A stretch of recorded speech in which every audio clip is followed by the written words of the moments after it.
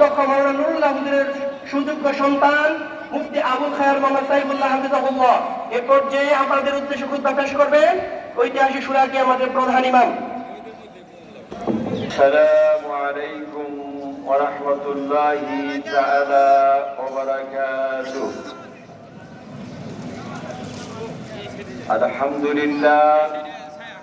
আলহামদুলিল্লাহি ওয়া কাফা ওয়া সালামুন আলা ইবাদিহিল্লাযীনা ইসতাফা। আম্মা বা'দু ফাআউযু বিল্লাহি মিনাশ শাইতানির রাজীম। بسم الله الرحمن الرحيم.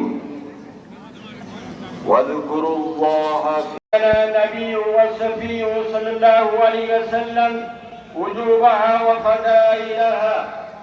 فقد قال عليه الصلاة والسلام: ما عملت آدم من عمل يوم النهر أحب إلى الله من حراق الدم، وإنه لا يأتي يوم القيامة بقرونها وأشعارها وأظلافها وإن الدم.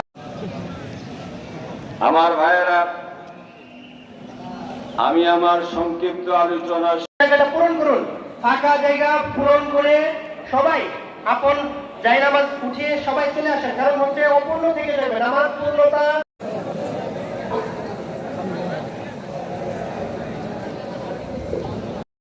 لن ينال الله لحومها ولا دماؤها ولكن يناله التقوى منكم.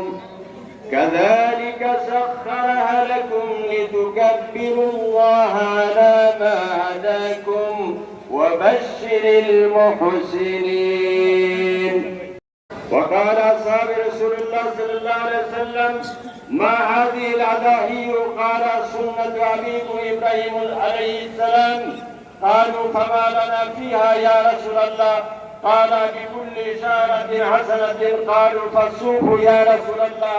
قال: بكل شارة من السوق حسنة.